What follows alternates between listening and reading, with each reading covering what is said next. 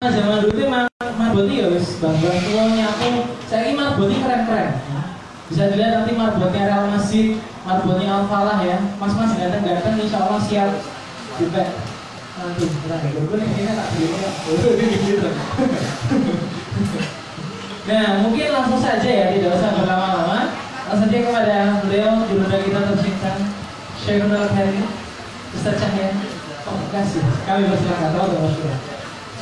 Bismillahirrahmanirrahim. Assalamualaikum warahmatullahi wabarakatuh. Sungguh sangat bersemangat ya. Sungguh sangat bersemangat. Jadi ada satu cerita sebelum saya buka semua ini. Saya semalam ada satu peristiwa. Jadi saya ini bukan dari rumah kita, tapi saya ini dari satu rumah yang baru saja kehilangan ibundanya. Jadi memang betul kemarin ada satu kabar juga dari marbot masjid juga. Mungkin ada sebagian yang tahu Pak Nanang ya. Iya. Jadi Pak Nanang ibundanya meninggal dunia. Maka kemarin itu makanya perubahan jadwal harusnya saya mengisi pertama ya. Bukan siapa-siapa. Malah jadi mengisi segera. Kurang ajar. Jadi saya itu habis dari takziah dari rumah orang yang baru saja kehilangan ibunya. Padahal saat itu Pak Nanang lagi tugas dakwah juga ke Medan sama modelnya kayak gini, sama Mas Dio dan lain-lain. Paginya ditelepon ibunya meninggal, langsung saat itu juga terbang dan pulang. Terbang dan pulang itu pun nggak jumpa proses penguburannya juga. Tapi ya kalau dirunut banyak banget ya. Pertama tidak bersamanya saat sakit, kedua tidak bersamanya saat dikuburkan atau detik-detik terakhir. Betul. Ketiga juga nggak dapat kejangan atau kata-kata terakhir. Itu kan banyak masalah banget lah. Tapi ketika ketemu sama saya itu ya masih bisa senyum, masih bisa nyemangati dan malah obrolannya gimana besok di Solo itu gimana. Masih mikirin dakwah ya, masih mikirin dakwah dan sesemangat itu barusan meninggal ibunya. Nah, teman-teman di sini harusnya jauh lebih semangat karena kayaknya udah pada mati semua. Iya. Ulangi lagi. Assalamualaikum warahmatullahi wabarakatuh. Waalaikumsalam warahmatullahi wabarakatuh. Alhamdulillahirrahmanirrahim. Alhamdulillah. Alhamdulillahilladzi ahyana ba'da ma amatana wa ilaihi nusyur. Kayaknya masih ada gitu. Oh iya, belum tidur ya. Salatu wassalamu ala Rasulillah. Rabbi shrah li sadri wa yassir li amri wa hlul 'uqdatam min lisani yafqahu qawli. Alhamdulillah kemarin dikabari sama Mas Widya. Jadi di sini saya mau kasih disclaimer ya, tidak ada mengajarkan sesuatu, tapi kedepannya saya ini hanya cuma sharing sesuatu apa yang kami lakukan di masjid. Jadi bukan ngajarin ataupun menggurui dan lain sebagainya. Karena masjid sendiri pun baru aja bangun 1 tahun. Iya. Ini kan teman-teman masih belum tahu mas ada transisi nama tuh. Belum tahu. Belum. Yang udah tahu siapa? Belum tahu. Tadi Masjid Muslim United tahu. Tahu. Nah. Yang tahu Masjid Muslim United angkat tangan. Yang lain kemana aja? Mabar. Jadi Masjid Muslim United berarti Kita dikit lagi. Masjid Muslim United adalah sebuah masjid sederhana yang berupaya untuk mendebar manfaat semua. Tempatnya di Jogja. Kecil kalau jenengan mungkin ada yang sudah ke sana? Belum ada? Oh sudah ya? Sudah lihat sendiri kan tempatnya sesederhana itu dan seperti itu. Nah tapi yang kita upayakan bukan bangunan, tapi fungsi masjidnya. Sering berjalannya waktu kita sudah berjalan 1 tahun mengemban visi sesuai nama kami Muslim United, di mana nanti di masjid itu semua kalangan, semua orang bisa ke masjid. Dan itu alhamdulillah melalui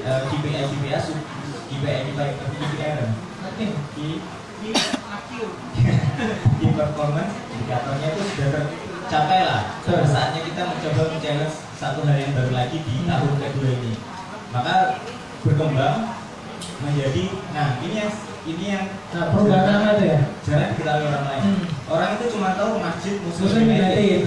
Padahal namanya itu nggak putus sampai situ. Masjid Muslim United 1.0. 1.0. Berarti kalau sudah ada 1.0, berarti akan ada kemungkinan 2.0, 3.0, 4.0 dan lain sebagainya. Maka di 2.0 ini kita mengusung namanya Real Masjid. Oh, tak kira mergo Muslim United MU kan kalah terus. Ya kita nggak mau kena juga. Oh, nggak mau kena ini mas. Jadi kita pindah liga sekarang.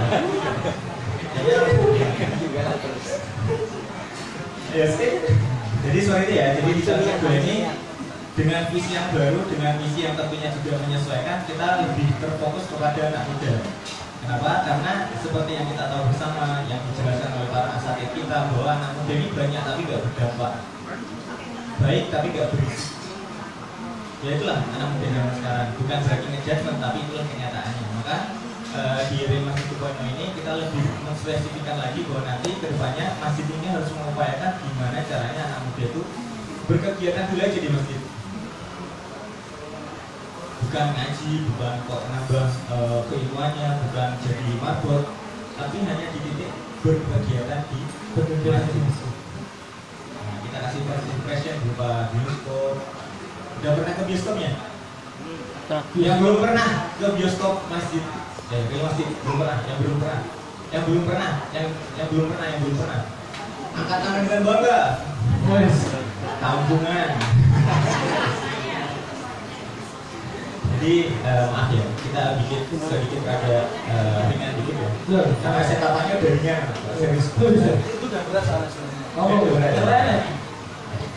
Ya soal itu, jadi relasi ini harapannya di 2.0 ini lebih ke spesifik menjaring anak muda biar berkegiatan di masjid dengan banyak programnya, dengan ya tadi yang dibilang Mas siapa Mas? Rehan. Iya. Siapa? Ada sepuluh ya, ketemu dulu. Ya itu, jadi mulai dengan stadion yang beliau misi juga, ada bioskop, ada kegiatan-kegiatan lain sport di kemarin berempat Cahyo. Jadi itulah upaya-upaya kami untuk menghadirkan anak itu. Seperti itu kalau yang masih. Apalagi? Kemarin habis ngalamin PSG, oh enggak?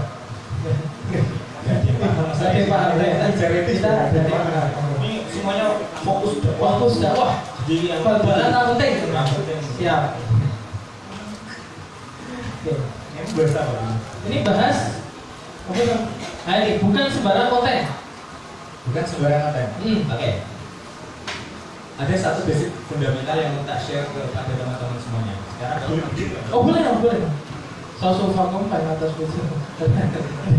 Kiblatnya mana? Kiblatnya. Maaf berdiri karena kayaknya kurang dekat aja kalau duduk. Siapa yang di sini memang difokuskan untuk dari komunitasnya, dari masjidnya mungkin yang megang khusus media. Satu orang kok. Yang lain yang dikhususkan megang media. Dua. Sekarang baru megang bayi. Mas yang lain, cuma penonton atau supporter. Yang media ada. Atau mau tertarik nanti bakalan jawabannya di media. Cuma 4 orang. Ya, terus ngapain datang ke seminar? Kan ini udah spesifik ya. Bukan sembarangan konten dari kan seharusnya yang datang ke sini adalah orang yang berkecimpung nantinya di kemediaan, betul ya? Nah, sekarang aku mau nanya dari yang angkat tangan. Menurut gimana media itu apa?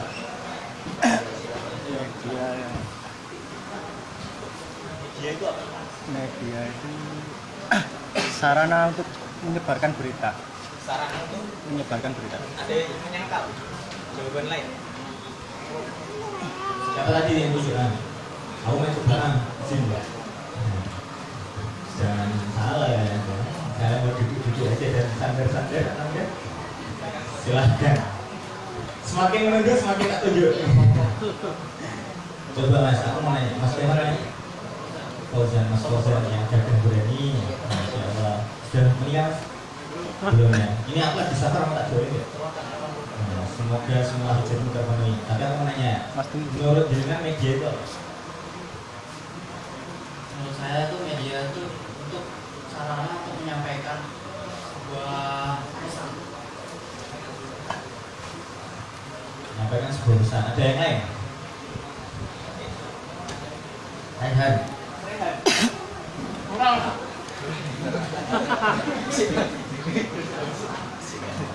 Jadi alat-alat sarana komunikasi. Ini ya, aku mesti dulu ya, untuk juga. Jawabannya sangat intelektual sekali.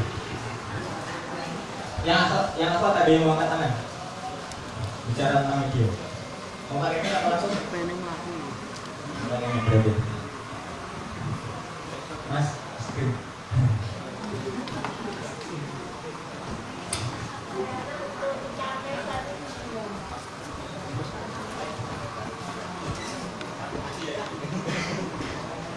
Pada pakai sosial media semua kan ya? Ada yang Oh iya. Kudu nempel ya? Woi. Siapa ya? Siapa? Atau iya loh? Monggo. untuk latihan media, berani speak up. Oke, media itu alat untuk komunikasi antara komunikator dengan klien atau masyarakat umum. Oke. Siap. Maka bisa disimpulkan adalah beberapa jawaban dari teman-teman yang ada di sini. Media adalah, ya intinya adalah sarana, upaya, alat untuk menyampaikan pesan, benar nggak? Oke. Pesan apa yang mau disampaikan? Pesan apa?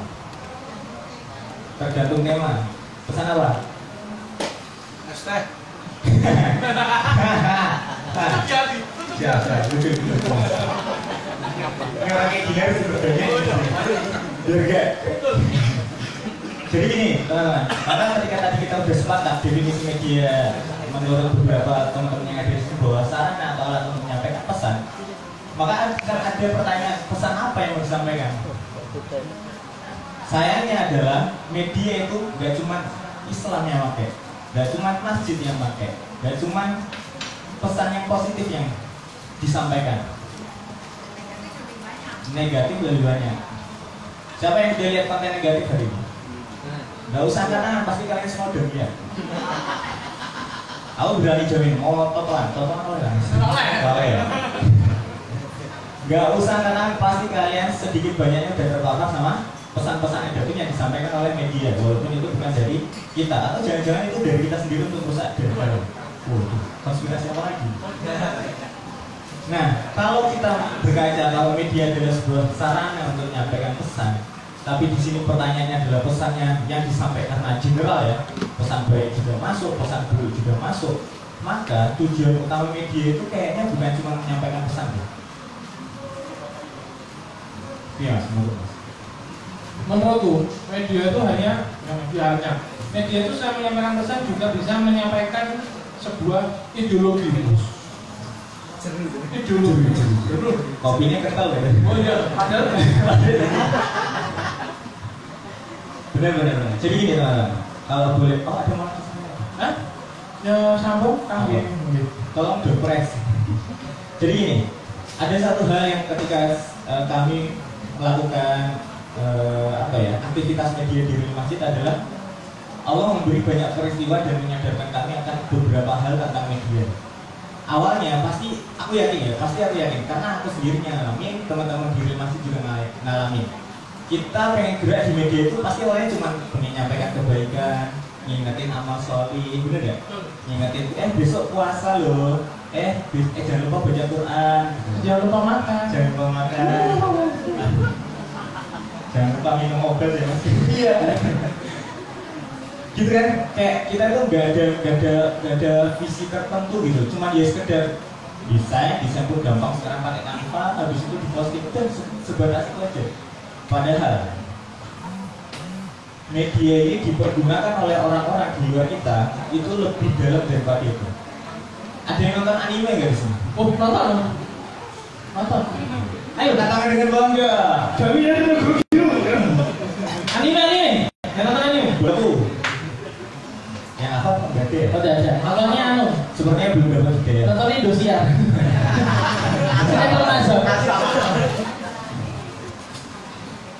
Kalau kita bicara soal anime, ini biar jadi tambahan referensi juga ya buat yang apa. Ada satu anime yang jadul banget itu waktu aku SD TK. Itu aku nonton yang namanya Inuyasha. Tahu dong? Seumuran berarti kita ya. Iya. Nah kok tua aku berarti. Oh kamu nontonnya SMA ya? Iya nih Hunter x Hunter. Jadi Inuyasha itu adalah singkat ceritanya adalah sebuah tokoh manusia setengah siluman. Karena dia setengah siluman, dia tuh nggak bisa mempergunakan kekuatannya dengan penuh. Padahal dia tuh punya, jadi dia itu ceritanya gini, nasabnya itu adalah siluman yang paling kuat. Nasab. Nah, terus punya anak 2, yang satunya siluman full, yang satunya tokoh utama yaitu biasa yang separuh siluman separuh manusia. maaf ya, kita kiri ke arah ini dulu. Ngasih kata adalah sepenuhnya siluman. Dua-duanya ini dianugerahkan kekuatan dari bapaknya. Yang satunya pedang dari taringnya, yang satunya pedang dari kukunya. Kakak dapat pedang dari kuku, Iniesta dapat pedang dari taring. Ternyata yang lebih kuat adalah pedang dari taring. Cuman karena Iniesta itu tidak mengetahui cara menggunakan pedang tersebut, akhirnya ya kekuatannya biasa aja. Kalau tarung itu ya mungkin gitu, nggak kayak kakaknya. Padahal senjatanya jauh lebih kuat. Maka ini yang menyebabkan kakaknya itu pengen membunuh Iniesta. Kenapa? Pengen merebut senjatanya itu tadi. Sini kamu tuh punya senjata bagus, nggak boleh pakai. Sio-sio. Aleman. Karena dia tadi si tokoh utama itu tidak bisa, bahkan bukan tidak bisa ya, dia itu nggak tahu. Sini sama. Bukan karena dia nggak bisa ya, tapi karena dia jahil, dia butuh, dia nggak tahu apa sih efeknya kalau aku pakai band ini, kalau aku kiri kanan kotak bulat itu efeknya apa sih sebenarnya, dia nggak tahu. Sama seperti kaum muslim sekarang, cuma tahu media sosial itu hanya sekedar ya upload, posting, live streaming, tapi sebenarnya kekuatan intinya dari media itu apa itu banyak yang kita nggak tahu. Akhirnya apa? Ya kita terbawa arus. Kita dalam tanda kutip kita mengendarai wave. Kita mengendarai ombak. Apa yang lagi trending kita bikin reaksinya. Misalkan yang lagi trending lagu Pamela. Terus kita bikin lagi video tentang Pamela. Jadi kayak gitu terus. Seakan-akan kita itu mau dakwah sesuai dengan tren, tapi malah kita yang bertren. Karena kita mau dakwah ini loh, kita itu medianya paling update, tapi sama orang yang kiri itu apa sih kocak banget. Apa sih? Nah itu karena sebenarnya kita kurang memahami apa sih media itu sebenarnya. Nah sekarang mau tak bongkar. Ini salah satu dari kekuatan media. Yang pertama adalah siapkan catatan. Tidak akan saya ulangi. Waktu dimulai dari sekarang. Oke. Fokus ya. Ini butuh fokus yang sangat besar. Fokus benar ini. Oke, media.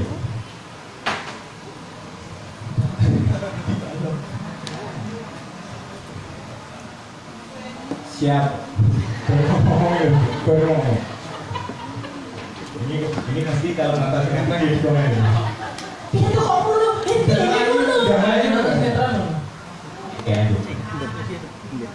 lanjut. Siapa yang di sini nggak bawa HP? Nggak bawa atau nggak punya, Bu? Ketinggalan berarti punya loh. Berarti semua orang di sini punya HP, betul? Betul. Sekarang angkat HP-nya dengan bangga. Angkat HP-nya. Angkat HP-nya. Saya juga.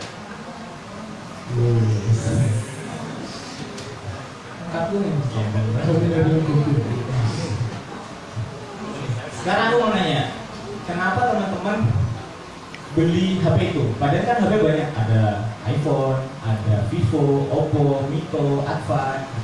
Kenapa harus HP itu? Siapa yang bersedia mau tak tanya? Karena ini akan nyambung nanti. Apa biasanya yang suka beli? Oh iya, enggak. Ini Mas. Siapa nyoba? Itu juga peserta dari bulan. Bukan juga. Aku enggak. Aku mau ke sana ya. Izin ya. Biar benar-benar mengenal. Siapa yang mau? Harus partisipan. Gak ada yang mau? Mas saya ditolak Mas. Ayo Mbak, biar diskusinya cepat. Ayo siapa? Ya, yang karena yang ada HP-nya siapa? Nah, pas nih kena HP. Kena. HP-nya apa Mbak? Mereknya aja. Vivo, kenapa beli Vivo? Kebutuhan? Ya, yang kebutuhan.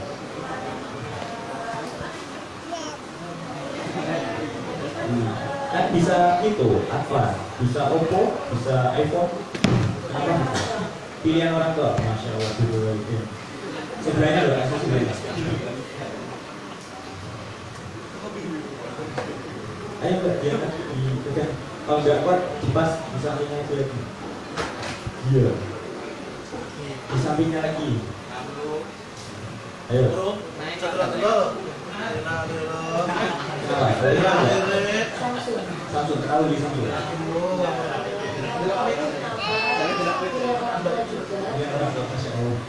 Aku salah kayak ini. Sampai banget dibilang sih ngobrol. Masya Allah. Oh berarti ini aku harus nanya orang tua ini. Tapi cuma itu alasannya, dipilihkan orang tua. Tapi pertama. Oke. Banyak udah pilihan orang tua. Ya. Apa yang saya dipilihkan dulu? Enggak, ya coba. Kenapa? Sama lagi calon mantu. HP-nya sekarang apa? Vivo. Nah, kenapa Vivo? Ada apa dengan Vivo? Kenapa harus Vivo? Pertama beli, lihatnya Vivo, harganya di Oh, nyata. terus ganti Vivo lagi karena udah nyaman sama tampilannya. Oke, berarti alasan belinya ini rasional ya, karena spesifikasi keuntungan benefit apa yang kita dapatkan. Oke, Ibu sekarang.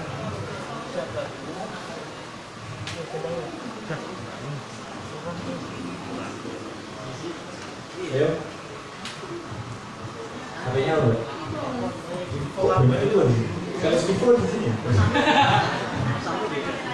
Oh, karena kameranya bagus. Apakah benar seperti itu? Karena ngejaran udah dapat. Ya, ngejaran ya. Spesifikasi sama berarti alasannya. Oke. Tak naiknya lagi. Sekarang ke Ivan dulu. Paling depan paling depan paling beda ya paling ini. Paling beda. Soalnya ini bukan dia. Bukan Vivo. Bukan. Silakan. Ayo Mas. Oke, sat Mas. Enggak Mas. Enggak dituduh Mas. Ayo. Ini Vivo ini.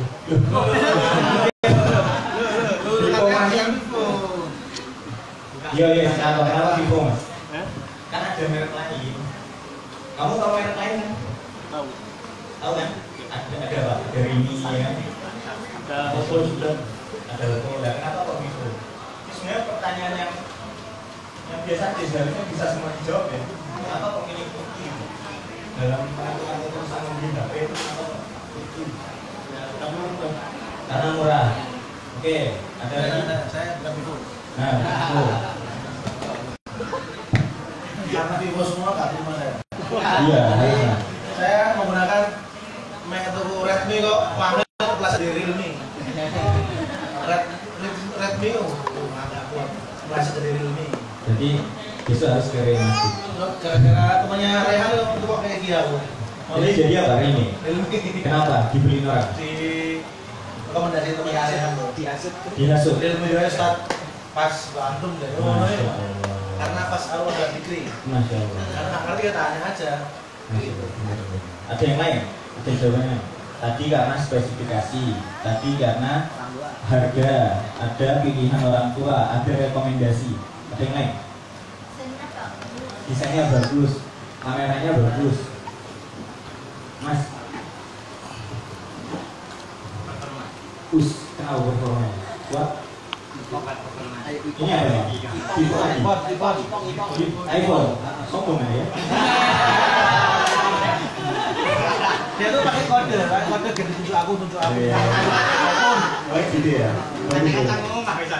Iya. Oh udah bisa performanya ya? Nah ini menarik. Setiap orang menentukan pilihannya itu dengan alasan yang berbeda. Ada yang dipilihkan orang tua, sesimpel itu. Ada yang kameranya bagus atau spesifikasinya bagus, RAM-nya bagus. Ada yang rekomendasi kamu. Padahal kalian itu beli itu tidak karena itu semua. Apa yang sebenarnya membuat memutuskan pilihan ke situ adalah ya yang sekarang kita bahas, yaitu media.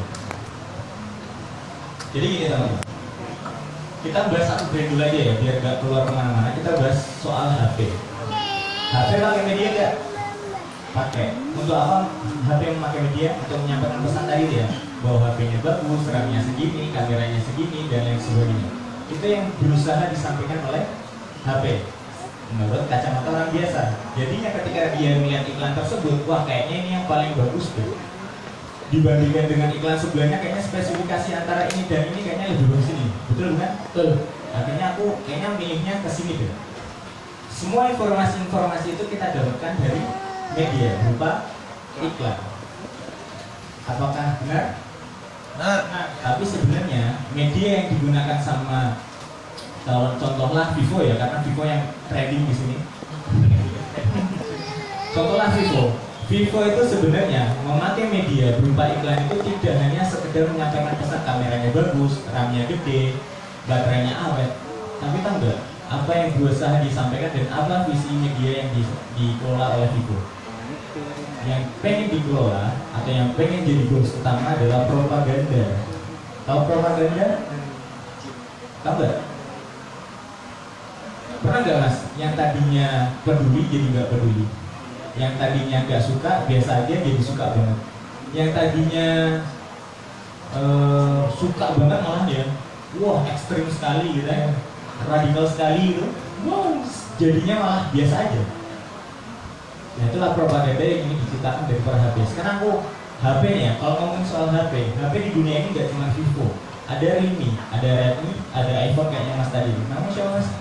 Kan? Wildan. Ada Wildan. Ada iPhone dari Mas Wildan. Banyak lainnya. Maka brand-brand itu saling mempropaganda orang lain. Ini yang lebih kamu butuhkan. Ini yang paling kamu apa ya? Ini yang paling kamu cinta. Ini yang kamu banget lah. Ini sampai-sampai dare to you kan gitu. Dengan slogan-slogan yang mereka ciptakan itu sebenarnya merubah prinsip kita yang tadinya kayaknya aku nggak butuh HP deh. Tapi ngeliat iklan, wah kayaknya aku harus upgrade HP ku jadi ini. Untuk konten kreator kayaknya harus iPhone. Kalau nggak iPhone aku nggak bisa konten. Benar nggak? Nah sebenarnya media itu digunakan sebegitunya. Mereka mempengaruhi prinsip orang lain yang tadinya mungkin biasa aja dengan HP yang gini, gitu kan? HP ini juga udah bisa buat chatting, udah bisa buat foto, udah bisa buat yang lain-lain. Tapi karena iklan itu tadi, rekomendasi dari teman-teman, cibiran dari kanan kiri, HP-mu kok gitu sih, HP-mu kok gitu sih. Padahal itu adalah zona yang diciptakan oleh pemilik brand untuk mempropaganda orang lain. Akhirnya apa? Yang tadinya nggak peduli mungkin ya dengan Vivo jadi peduli banget. Yang tadinya biasa aja sama HP Vivo jadi, wah ini luar biasa nih HP-nya. Nah itu. Jadi bukan hanya sekedar menyampaikan pesan, tapi merubah prinsip orang lain. Ini akan sangat fatal ketika yang dirubah prinsipnya adalah ideologi. Sekarang aku nanya deh, jujur li. Sekarang aku nanya, Islam itu baik apa baik? Dengan kisah-kisah Nabi Muhammad SAW, para sahabat, kemudian apa ya, karomah-karomah, hikmah-hikmah para ulama, baik atau baik? Baik atau baik? Baik. Tapi sekarang pendapat orang tentang Islam kayak gimana? Teroris, ekstremis, radikal, agamanya udah tua, udah nggak relevan sama kehidupan zaman sekarang, benar nggak? Kenapa itu bisa terjadi? Padahal kita sebagai pelaku Islam, Muslim gitu ya, kita merasakan Islam itu ya baik-baik aja, gak ada yang apa ya, gak ada yang mereka sebut ekstremis lah, radikal lah dan lain sebagainya. Kita itu melakukan Islam ya baik-baik aja, kita baca Quran, kita tenang, kita sholat, permasalahan kita selesai, kita dekat sama Allah, kita ada satu sistem yang membuat kita tuh dekat sama orang lain, peduli sama orang lain, semuanya baik, gak ada yang gak baik. Tapi kenapa kok di titik ini, di zaman sekarang, Islam itu jadinya kayak gitu? Maka jawabannya adalah media. Nah pertanyaannya, medianya siapa? Maka ketika objeknya Islam berarti medianya musuh Islam. Nah sekarang apakah para konten kreator, para aktivis dakwah di dunia media Islam itu apakah mempergunakan media untuk itu? Mereka tidak berusaha mengubah Islam yang memang baik, tapi sekarang terlihat tidak baik itu. Yang mereka lakukan saat ini ya, mohon maaf, karena pengamatanku, analisaku adalah mereka sibuk dengan aktivitasnya masing-masing. Contoh misalkan di sini ada komunitas apa? Ada banyak sih mas. Yang hadir. Yang hadir kapan mas? Espresso ada. Misalkan kita jembatan ya, komunitas A sama B gitu. Komunitas A ada kajian, maka mereka akan sibuk dengan kajiannya itu. Komunitas B ada kajian, maka mereka akan sibuk dengan kegiatan masing-masing. Akhirnya apa? Ketika muncul dan naik di sosial media, oh ternyata masjid di A itu lagi kurban. Oh iya, kurban. Udah scroll lagi. Oh iya, lagi ada kajian. Udah scroll lagi. Oh iya, lagi ada bagi-bagi gitu. Oh iya. Jadi hanya sekedar informasi aja, tanpa merubah apapun bisa, tanpa menggerakkan apapun bisa. Nah ini yang harus dikritisi. Apakah konten-konten kita itu hanya sebatas konten-konten yang yaitu tadi asik dengan kegiatan sendiri, nggak peduli nanti dampaknya ketika kita ngupload ini apa, atau kita mau berubah, kita mau bikin konten yang nanti ketika kita upload dampaknya itu real. Maka jawabannya harus ke real masjid. Sosial media Ada kelasnya ya. oh ada kelas siap. Gitu ya teman-teman. Jadi sampai sini ditangkap ya. Perbedaan cara memakai media di antara Muslim Islam dan orang Islam tersebut. Walaupun banyak teman-teman kita yang di dalam di Islam itu sendiri udah memakai media sampai ke titik itu, tapi nggak banyak masalahnya. Nah untuk itu, karena kita yang sudah sadar, teman-teman Marbatul Masjid sudah sadar betapa pentingnya media itu. Setiap orang yang bertanya tentang media, kita nggak pernah ngajarin cara desain kayak gimana, cara bikin video kayak gimana, karena itu sebenarnya di tutorial Instagram, TikTok bahkan udah ada tutorial. Iya, YouTube lebih parah. Maka cara-cara teknis itu sebenarnya udah bukan jadi sarana pembahasan. Yang harus jadi pembahasan adalah media itu gunanya buat apa, dampaknya buat apa. Ketika kamu ngupload itu apa yang terjadi? Padahal mereka itu sekali ngupload dia kerusuhan di mana-mana. Padahal cuma mau ngalih isu, upload ini kita udah teralihkan semuanya, pandangan kita, konsentrasi kita, sebegitunya kita dibuat, sebegitu efeknya itu sangat besar sekali. Sedangkan aktivis Muslim, makanya itu ini harus menjadi satu pembahasan tersendiri. Sekuat apa sih media kita? Media itu sangat kuat banget, sangat amat kuat. Makanya ketika ada orang bertanya tentang media itu sebenarnya gini, ketika karena di rumah masjid ada KKN ya, iya, kelas kisah Nabi, maka aku merelakan dengan beberapa kisah para Nabi. Contoh dulu Nabi Saleh. Nabi Saleh itu zamannya adalah zaman yang paling keren itu pembuat batu. Jadi mereka itu baru gede, diketok-ketok jadi rumah, diketok-ketok jadi sesuatu. Nah Nabi Saleh diberi mukjizat, sekali ngetok keluar unta, untanya hidup dari batu. Zamannya Nabi Musa, sihir. Nabi Musa punya mukjizat tongkatnya. Zamannya Nabi Isa, tabib pengobatan. Nabi Isa sekali Musa sembuh, bahkan menghidupkan kembali orang yang mati. Nabi Muhammad SAW syair, maka Nabi Muhammad punya bekal yaitu Al-Quran. Sekarang apa coba? Sosial media. Kok kita nggak terjun, kok kita nggak memperdalam, kok kita nggak menseriusi? Maka dakwah mana yang kita tiru? Nabi mana yang kita tiru? Nah itu salah satu tahap berbuku ikut kelas di sana. Ternyata memang harus serius dan harus spesifik itu memikirkan dakwah. Nggak asal ngupload. Kamu nanti nguploadnya 3 kali sehari ya, jam subuh, jam pulang kerja, jam makan siang. Nanti nguploadnya kayak gini, storynya 5 kali sehari. Itu pembahasan yang udah basi. Tapi itu masih dipakai gitu pembahasannya kayak gitu tuh. Itu kalau ikut seminar-seminar Instagram itu pasti masih ada kayak gitu. Padahal bayar 100.000, 200.000. Harusnya pembahasannya itu dari sampai di ranah ini. Makanya kemarin ketika diajak sini aku nanya, ini kira-kira audiensnya siapa? Ternyata para komunitas, ada utusan dari pondok, dari masjid, itu udah. Maka presentasi itu tak tutup, aku membahas bukan tentang apa yang terjadi sama kehidupan atau lika-liku media sampai saat ini. Sampai di sini aku mau buka sharing ya. Ada yang mau menanggapi? Oke, silakan sharing dibuka. Ada yang mau menanggapi? Pintu sharing dibuka. Silakan. Ini diam, tandanya apa? mikir, bingung. Ya, mikir luwe. Ada yang menanggapi juga? Apa? Boleh? Mungkin ditulis nggak apa-apa. Ditulis nggak apa-apa. Pengen ikon langsung. Just langsung. Sakses mas ya. Sakses Atau mas. jangan-jangan belum pernah kepikiran sejauh ini? Aku yang main glowing kok. Kayak aku pribadi. Iya. Ternyata aku. Apalagi sepele ini mas, tontonan. Kira itu cuma tontonan yang dibikin kayak bikin biar ratingnya banyak, biar ditonton orang, biar merchandise-nya laku. Tidak, Ferguson. Itulah pemikiran aktivis dakwah Islam gitu. Bikin konten biar masjidnya trending, biar merchandise-nya laku, biar jamaahnya banyak, biar fundraising-nya gede. Tidak sesepele itu memikirkan konten media. Ini tak kasih tahu ya, karena aku dulu sekolahnya di Dasar University, animasi. Dalam bikin sebuah konten itu ada yang namanya IP, intellectual property. Ini saking mahalnya sampai ada hak kekayaan intelektual. Saking mahalnya IP itu sampai ada peraturan yang namanya hak itu tadi.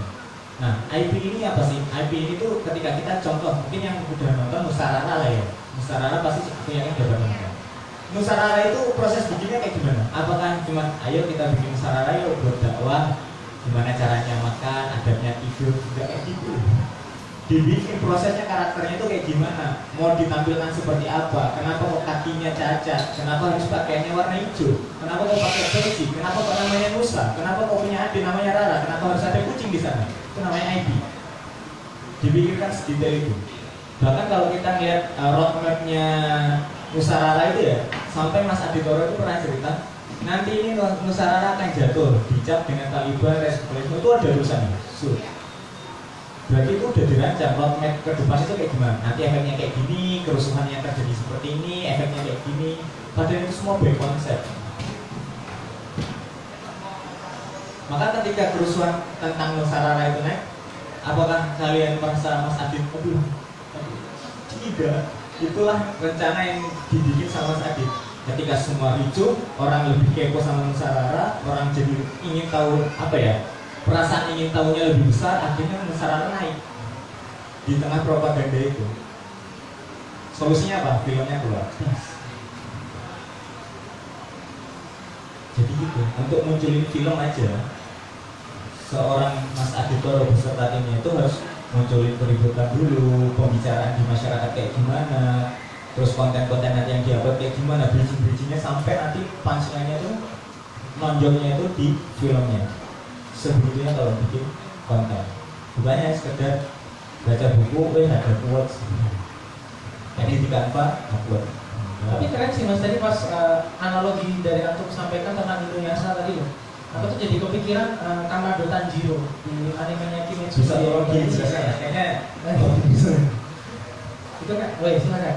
Jadi kalau Kamado Tanjiro itu kan di animenya Kimetsu no Yaiba itu dia pas seorang pemburu iblis gitu, menggunakan pernafasan matahari. Itu kalau Inuyasha tadi kan mau gunain kekuatannya sulit gitu ya. Nah kalau Tanjiro ini bener-bener push habis-habisan sampai nyawa tuh udah mau antara dicabut Israel atau enggak, sampai benar-benar dia bisa membantai semua iblis. Kalau saya ya mungkin perukiah ya, kayak gitu. Nah, kemudian yang saya ambil dari Kamado Tanjiro ini, saya jadi kepikiran tentang Quran surat Al-Mu'minun ayat yang pertama. Pada aflahal mu'minun, sungguh beruntung orang-orang yang beriman. Kenapa kemudian Allah gunakan kata aflaha di sana? Karena aflaha ini satu akar kata dengan kata falahun atau falah yang artinya petani. Apa hubungannya beruntung dengan petani itu dalam kaidah bahasa Arab?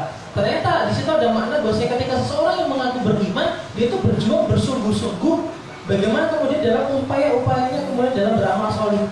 Makanya nggak ada istilah Pak Petani itu seenaknya kemudian ketika dia menanam sebuah padi gitu ya. Oh ini pengairannya pakai air aki, nggak mungkin ya. Atau pakai apa ya? Ya mati gitu jelasnya. Atau belum ada padinya dan mati. Kemudian pupuk yang terbaik, dijaga yang terbaik, disayang, dirawat seperti anak sendiri gitu ya. Nah, kemudian akhirnya karena hasil panennya nanti diberikan, kemudian panen amal kita diberikan pada Allah. Termasuk orang yang bersungguh-sungguh dakwah lewat media yang punya amal soleh luar biasa. Oleh karena itu siapa yang mau diskusi silakan angkat tangan. Ini HP boba. Jadi kayak gitu.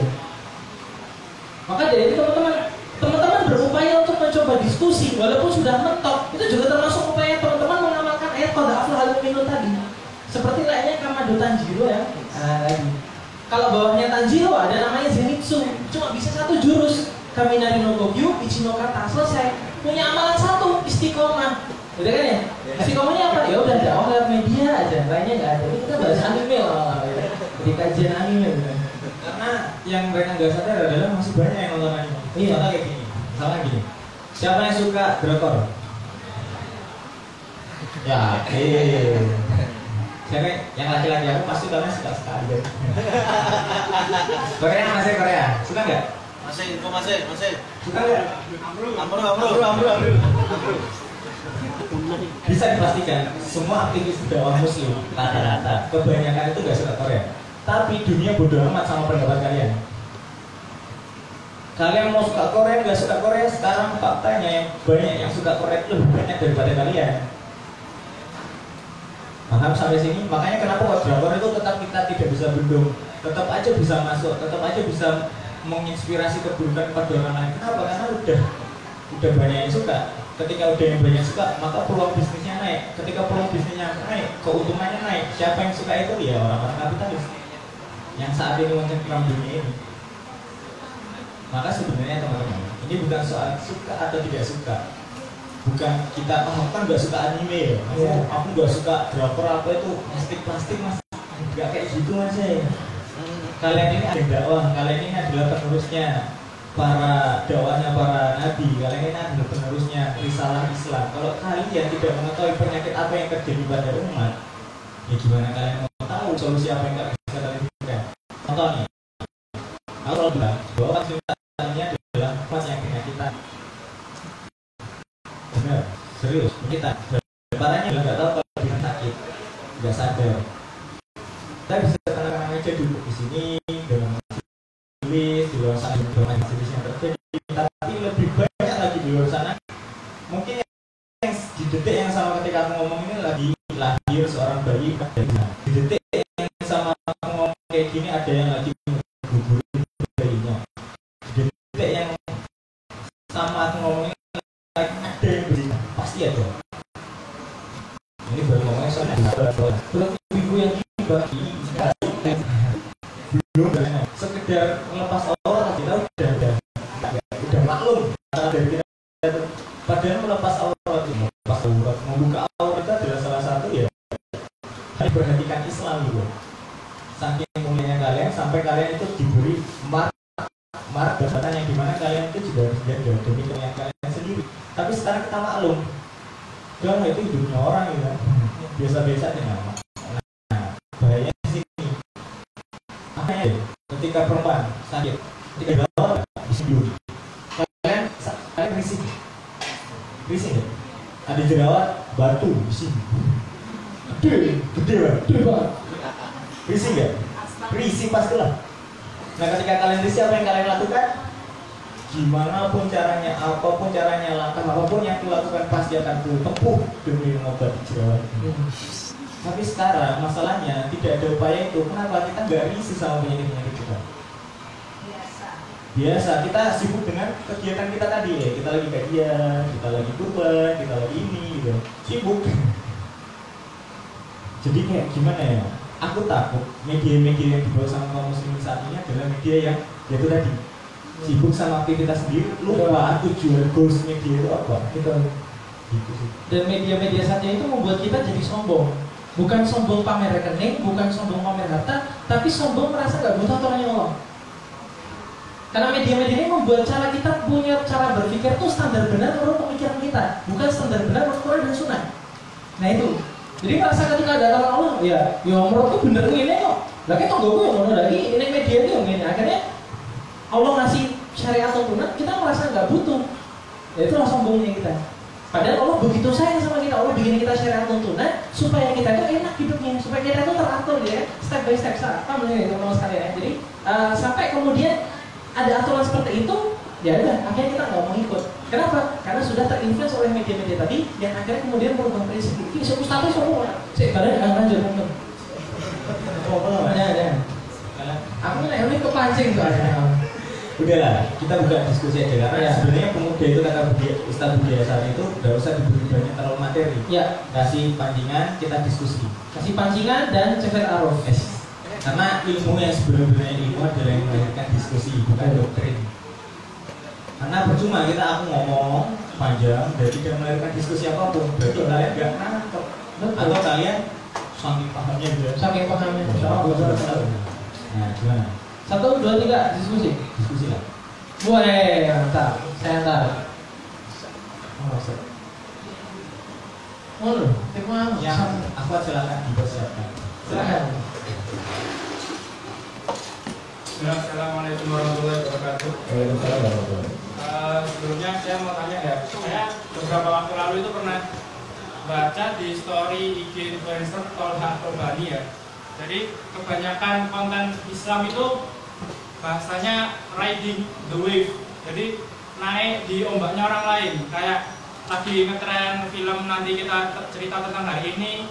Terus poster-poster Islam itu ikut stylenya itu. Terus lagi naik K-pop, nanti konten Islam juga ikut stylenya K-pop. Lagi tren Jepang, nanti kita itu juga ikut-ikutan. Jadi seakan-akan kita itu nggak bisa making the wave gitu, buat ombak sendiri, buat apa namanya perubahan yang kita punya sendiri gitu. Untuk mensyiarkan Islam yang benar-benar ini beda tapi tetap naik di apa namanya, tetap dapat atensi dari orang-orang itu gimana? Syukran. Tak kunci jawabannya untuk menciarkan Islam ya. Lock ya di situ ya. Bukan komunitasnya yang bersiarkan, bukan masjidnya yang bersiarkan, bukan brand-brand dari setiap apa yang lagi kamu gabung di sana ya. Islam ya. Tak kunci ya. Oke. Karena sekarang realita di lapangannya adalah kita saling membesarkan bendera masing-masing, kita saling membesarkan brand masing-masing. Aku kajiannya di ngaji loh. Kamu kajiannya keras dakwah ya. Enggak boleh kayak gitu. Di ngaji keras dakwah itu ya jalan aja sebenarnya. Tapi yang sekarang masalahnya adalah kita terikut kesana tadi tuh. Kita alur berpikir medianya adalah karena kita mau membesarin contoh, kita ngambil contoh ya di masjid aja lah, jangan ke orang lain. Kita ini kan di masjid, berarti kita harus gimana caranya mengupayakan di masjid ini terkenal sekuler. Lagi lagi syiar dan lain sebagainya. Benar apa enggak? Nah, ini adalah satu hal yang tak kritis juga. Boleh diterima, boleh enggak, bisa juga benar, bisa juga salah. Yang tak kritis adalah ketika kita selalu dan terlalu fokus kepada apa yang sedang meletakkan kita, contohnya adalah komunitas, misalkan dari masjid, dan kita berupaya untuk membesarkan dari masjid, maka kita akan membuat konten-konten yang viral untuk membesarkan dari masjid. Nah, apakah ini apakah ini pemikiran yang salah? Menurutku pribadi itu salah. Kenapa? Karena ya itu akan membuat orang lain bingung, membuat matku kita, target dakwah kita itu bingung. Tidak ada satu hal yang diusung secara bersama-sama. Tidak ada hal yang, kalaupun dalilnya adalah mengisi pos masing-masing, aku merasa nggak kayak gitu. Aku jadinya kayak bersaing satu sama lain gitu. Memperebutkan jamaah, memperebutkan yang paling kerasa itu fundraising, memperebutkan donasi. Yang tak rasain seperti itu. Mungkin aku salah, mungkin juga bukan. Benar apa salah Bu? Real. Ampun curhat loh Bu, ampun curhat. Nah gitu, makanya karena step pemikiran kita udah dari awal udah kayak gitu, maka apapun yang buat adalah ya mau itu riding the wave atau bikin wave baru, tetap gak akan sampai di sini. Gitu. Nah kalau mau, ini aku lagi menyebarkan paham. Kalau memang mau ngangkat brand Islam, Islamnya yang mau kita angkat, rahmatan lil alamnya yang mau kita angkat, kisah-kisah Rasulullah SAW yang mau kita angkat, syariat-syariat yang diturunkan dan dicontohkan oleh Nabi Muhammad yang mau kita angkat, maka kita ubah dulu makna kita sampai sini. Kita rembukan, guys, kita boleh komunitas, kita boleh pondok pesantren, kita boleh masjid, tapi tetap yang kita syiarkan itu Islam. Bukan Islam, tapi berkedok kita mensyiarkan atau mentrendingkan apa yang kita masing-masing itu, apa komunitas kita masing-masing. Nah kalau itu udah benar, Kalau udah disepakati maka kedepannya enak. Nah, berkaitan dengan riding the wave tadi itu aku setuju. Jadi pembahasan tentang itu udah dibahas bertahun-tahun yang lalu. Aku ikut dalam pembahasannya di mana trending saat itu adalah kaum muslim itu selalu ngikut ombak-ombak yang diciptakan oleh orang lain. Misalkan ya tadi tuh lagi ngetren film Kukira Kau Rumah, kita juga itu. Cuma diplesetin dengan akidah lah, diplesetin dengan apalah, diplesetin dengan yang lain-lain. Nah ini dikritisi bagi orang-orang yang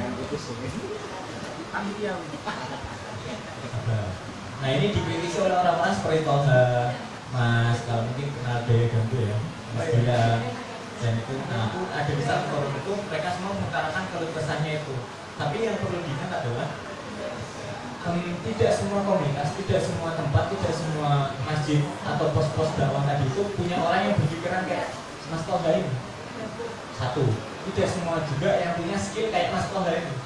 Dua, makanya upaya dari kita saat itu mengambil keputusan adalah yaitu tadi menyadarkan dulu tentang media itu dan nyontoin. Makanya kalau kamu lihat postingan-postingan mereka selalu berupaya untuk nyontoin, walaupun engagementnya ya sebenarnya ya kalau mau banding-bandingnya tetap lebih menang yang riding dulu ya. Karena saat yang lagi viral itu ya kita naik di situ ya pasti kita ikutan viral. Nah terus jadi ini dua hal yang tidak bisa dibenturkan masalahnya. Kita misalkan berdakwah dengan misalkan yang viral hari ini apa Mas? Tolong jangan yang bersinggungan dengan ini Jujutsu Kaisen. Yang viral sekarang Bu. Kasus apa? Skandal apa? Minyak mahal. Minyak mahal. Dana JHT. Dana JHT.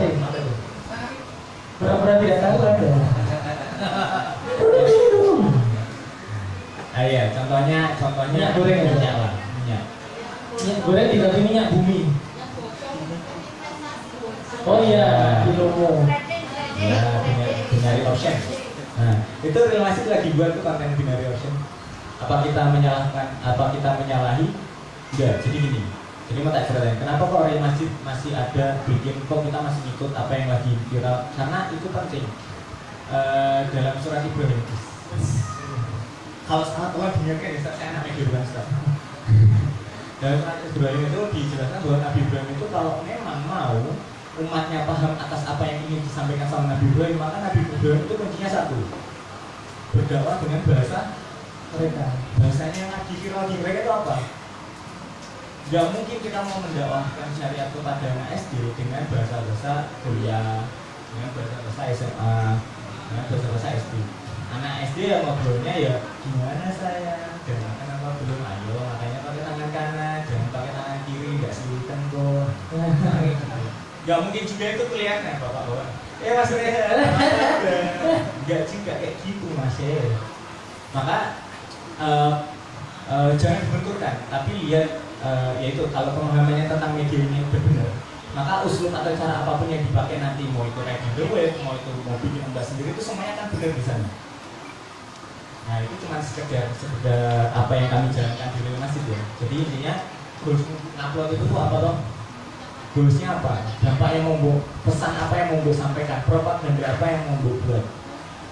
Nah kalau itu udah ketemu, apapun caranya mau itu strategi ya.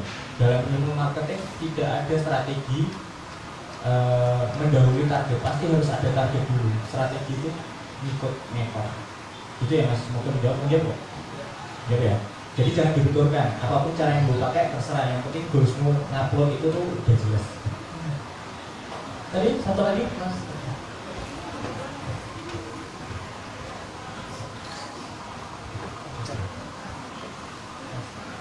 Assalamualaikum warahmatullahi wabarakatuh. Waalaikumsalam. Saya mau bertanya Mas tentang cara menentukan konsep yang baik itu bagaimana. Terus yang kedua, batasan dalam berkonsep untuk konten kreator itu juga yang bagaimana. Mas siapa Mas? Fauzan. Mas Fauzan. Pertanyaannya Mas Fauzan adalah gimana cara konsep? Gampangnya kayak gitu. Dan apa batasannya? Ya, bener kan? Bener gak? Ada yang punya pemikirannya sama dengan Mas Fauzan gak? Ada gak? Maksudnya pengen nyari tahu gimana cara konsep konten? Ada yang sama? Ada yang sama? Atau pada tahu semua cara konsep konten? Enggak, berarti pertanyaannya hampir mewakili semuanya ya? Oke, pertanyaan yang Mas Fauzan mewakili semuanya, berarti ketika jawaban itu keluar, siap gak ngelakuin? Siap gak ngelakuin? Apa cuma aja tak jauh kalau gak dilakuin? Siap gak? Bismillah, dengan izin Allah dan restu mama papa. Oke, Mas Fauzan maju Mas. Maju Mas. Mewakili yang lainnya, simbolisasi. Butuh mic nggak, Pak? Kita jabat tangan dulu. Dilakukan gak? Insya Allah dilakukan. Insya Allah. Jawab dengan tegak. Insya Allah. Insya Allah kamu dipertanggungjawabkan, kamu berdoa nama Allah. Siap? Siap. Oke. Semuanya juga siap? Siap. Siap. Oke. Silakan Mas. Jadi gini, tali salam jangan kemana-mana. Kamu respon. Ini sebenarnya caranya simpel banget. Bahkan semua orang pasti udah tahu cara ini. Mungkin di SD pernah diajarin riset gak? SD pernah, gak mungkin enggak, atau udah pernah SD? Yes. Dan guru kita mungkin beda ya. Jadi di SD itu kita itu diajarin yang namanya 5W1H, benar nggak? Jadi 5W1H. Mas Ranu tadi. Oh. 5W1H. Oh, dibahas sama Mas Ranu ya? Iya benar. 5W1H dibahas. Tahu nggak apa? Apa? Lupa. Oke, saya sih Mas Ranu minta maaf, aku lupa. Bahaya banget. Ya sekarang dulu. Sekarang gini, mau tak bahas. Duduk aja Mas. Aku kasih nilai kamu. Tak pasti terus. 5W1H ini sebenarnya dalam ajaran sesuatu yang aku ajarin riset sederhana gimana kita cara konsep konten. Biasanya setuju sama Mas tadi yang barusan nanya sebelum Mas Wisnu. Setuju sama Mas Wisnu. Mas Wisnu menyampaikan kebanyakan konten-konten kampus ini itu reading the wave. Sebenarnya kalau reading the wave-nya terkonsep itu nggak apa-apa. Tapi masalahnya banyak konten-konten kita itu niru, nggak konsep, akhirnya jadi cringe. Jadi apa ya? Jadi malah Aneh gini, waktu bahasa Indonesia apa? Waktu guys. Hah? Semacam bukan cupu. Ya itulah, waktu ngerti kan waktu ya? Kurang waktu. Aneh. Jadi tuh, karena apa? Karena hanya sekedar mengamati, meniru, plek-plek. Wah lagi gini, gue sama gue kayak gini. Wah lagi gini, aku lagi gini. Padahal ada satu hal yang mereka lupa yaitu riset. Nah ini yang masalahnya banyak orang kaum muslimin nggak tahu. Jadi mereka asal bikin aja. Jadi dakwahnya mereka berasumsi. Kayaknya upload ini deh. Kayaknya postingan kayak gini deh. Kayaknya asumsi. Tidak ada apa ya secara data yang kuat, yang valid. Itulah kenapa kok kontennya nggak berdampak masalahnya. Karena nggak beda kan. Karena mereka ngupload ya cuma sekedar kayaknya teman-temanku lagi ngomongin soal Attack of Titan. Udah aku ngupload soal itu. Padahal dampak dari postingan itu nggak ada. Makanya sebelum ngupload cara konsepnya adalah namanya kalau di kita ini bahasa aja. Kalau di tim media itu namanya crafting, membentuk ya, dan itu terbentuk dari sebenarnya simbolnya adalah 5W1H itu apa, what, where, when, who, why, how. Sekarang aku tanya dari bahasa Indonesia nya Mas. Ya tadi 5W1H. What? Apa? Where? Gimana? When? Kapan? Who? Siapa? Why? Mengapa? Why? Why? Why mengapa? Jadi why? Dari mengapa? Ya why? Sherlock kayak gitu. How? Bagaimana? Sekarang aku tanya, dari 5 dasar alasan orang untuk melakukan riset itu, sekarang tak analogikan dengan cara yang simpel karena saya lapar, jadi makan. Sekarang aku nanya ya, perhatikan pertanyaan. Apa yang membuat orang tergerak untuk makan? Alasan apa yang tergerak membuat orang untuk makan? Dan alasan ini yang paling kuat. Apa yang kita makan? Di mana kita makan? Kapan kita makan? Sama siapa kita makan? Bagaimana caranya kita makan atau untuk apa kita makan? Kenapa harus makan? Mana alasan yang terkuat? Tahu lagi ya, apa yang membuat kita beranjak dari tempat duduk karena kita lapar nih ya faktanya, dan kita harus menyelesaikan solusinya dengan makan. Alasan apa yang membuat kita tergerak lebih kuat? Apa yang kita makan? Di mana kita makan? Kapan kita makan? Sama siapa kita makan? Gimana caranya makan? Atau kenapa kita harus makan? Kenapa kita makan? Awal. Gimana? Oh, ya. Melihat tempat makan. Ada orang makan harus melihat tempatnya dulu. Kalau nggak di tempat itu nggak mau makan aku. Ya mati. Atau ada orang yang melihat aku harus makan ini, kalau nggak makan ini ya nggak mau. Aku harus makan sama dia, kalau nggak sama dia itu Nggak bisa. bisa. Terus dari belum disuapin. Enggak kan? Berarti alasan terkuat apa? Why? Kenapa harus makan? Ya kenapa? Ketika kita udah menemukan satu reason itu, kenapa kita harus makan? Maka apapun yang kita makan, dimanapun kita nanti makan, siapapun kita makan, gimana caranya makan itu semua akan terselesaikan. Karena kita punya satu strong why. Nah, ini yang paling sering disebut kata-katanya strong why. Sama dalam konten pun kayak gitu. Nah makanya sebenarnya dalam sosial media ini saranku aja ya, saranku ketika nanti balik ke komunitasnya, ke masjidnya atau kemanapun atau mau dakwah secara individu, harus kerjasama. Gak bisa kok kamu ngarepin sosial media yang berdampak tapi ngerjainnya sendiri, itu nggak mungkin.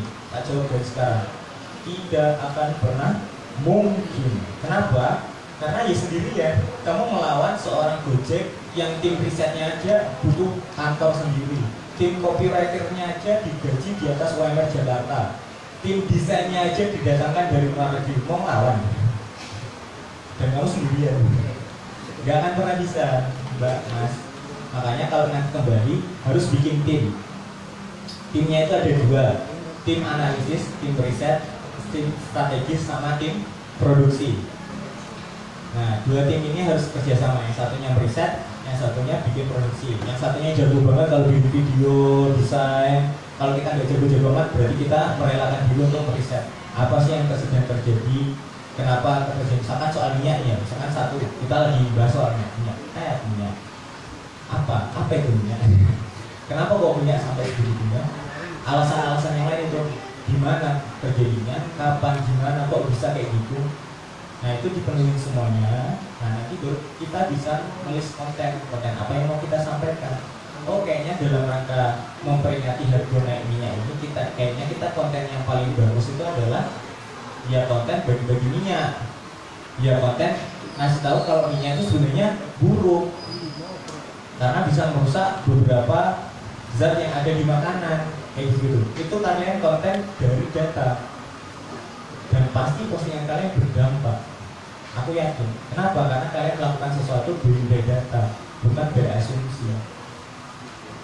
Nah, banyak juga orang terfokus untuk bikin konten itu pikirannya udah internasional, viral.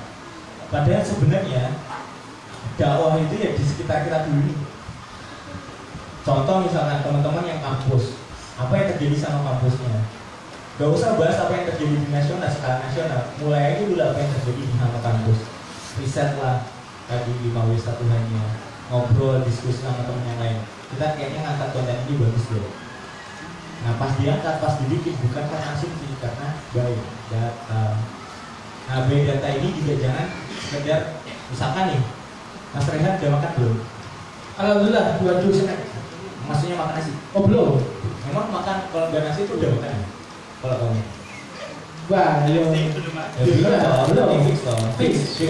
belum makan toh. Fix belum makan. Nah, terus kemudian ketika faktanya Mas Rehan fix belum makan, terus aku asumsi kayaknya dia emang diet.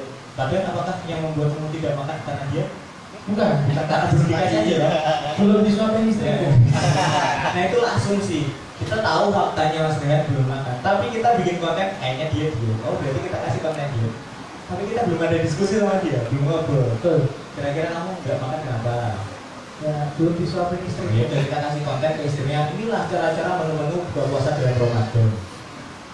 Riset, data. Akhirnya, oh istrinya terinspirasi, misalkan, oh aku masa ini aku suami itu. Misalkan seperti itu. Oke, Mas ya. Nah, kemudian yang kedua, setelah riset itu tadi, perbanyak referensi. Referensi jangan ngambil di akun dakwah. IT. Karena anak media itu selalu membatasi referensinya ya. Aku dulu masjid ini, aku dulu komunitas shift misalnya yang bagus desainnya. Aku lihat majelis gaul lah, aku lihat majelis-majelis lain. Jadi sebenarnya muter-muter aja. Jadi jamaah kan juga follow kita, follow yang lain, follow yang lain. Ini kayaknya desainnya kayak ini kayaknya sebenarnya ini cara ngontennya kayak ini tuh. Karena apa? Referensi kita muter di situ aja. Kalian tahu ya? Tak bocorin. Real Masjid itu dalam crafting sebuah konten itu biasanya ngambil referensi itu dan kami apa ya? Kami upayakan itu harus ngambilnya dari apa yang lagi tren yang pertama, yang kedua apa yang dibikin sama konten-konten di luar Jawa Islam. Contoh misalkan, aku pernah bikin satu postingan, poster kajian, aku ngambil referensinya dan contohnya itu dari sebuah akun penjual ASI booster. seriusan.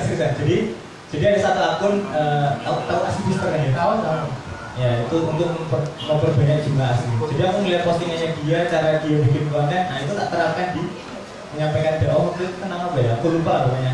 Jadi kayak gitu. Jadi nyari referensi tentang apa, nyarinya kemana? Gak apa-apa. Seliar mungkin. Cari referensi sebanyak mungkin. Karena itu akan mempengaruhi. Jadi kalau di desainer itu ada yang namanya moodboard kan. Moodboard lah atau bahasanya itu ya kumpulan-kumpulan referensi yang kemudian itu kita gabungkan untuk menjadi sebuah desain. Jadi jangan lihat oh posternya Mas Rehan, wes tiru wae, plak itu enggak. Tapi kumpulin sehingga itu menjadi sebuah desain yang baru. Karena sebenarnya nggak ada desain yang baru, nggak ada upaya yang baru. Kita itu hanya saling meniru satu sama lain aja dengan sedikit improvisasi. Karena ya nggak ada yang original itu yakin aku nggak ada. Yang original itu yakin aku nggak ada. Mereka itu yang original, yang bikin konten, yang bikin lagu, yang bikin karya apapun itu pasti juga nyontoh dari yang lain. Sama Sinawang ya.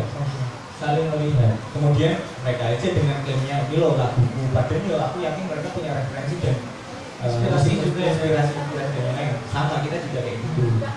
Oke. Batasannya apa? Syariat Islam. Kita di sini bisa ini ya, Mas Arya nyari gantian dari konten MPASI mungkin. Oh iya, bisa. MPASI. Banyak. Kayak misalnya kita kemarin bikin poster apa gitu ya, dari iklannya Nike.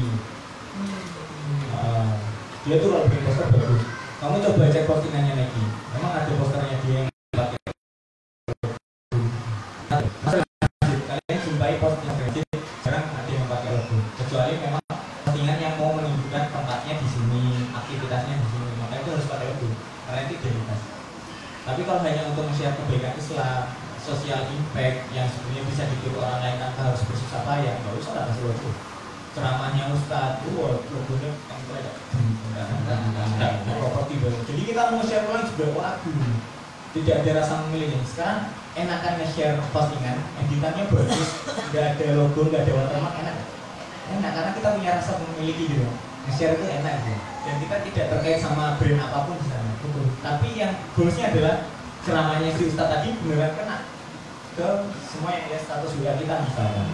Nah, jangan sampai gara-gara permasalahan logo yang harusnya hari itu ada ratusan orang yang melihat syiar Islam, jadi gara-gara kita mementingkan harus tampilin logo lah, harus tampilin ini dan lain sebagainya.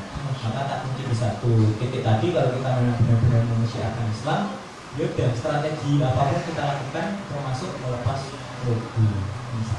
Kalau udah kata gubernur, kita langsung closing statement. Closing statement apa ya? Oh ya ini. Closing statementnya adalah upload apapun, berkonten apapun, bikin postingan apapun, buat karya apapun, yang itu itu nanti bikin kalian semua tersenyum di umur akhir. Dan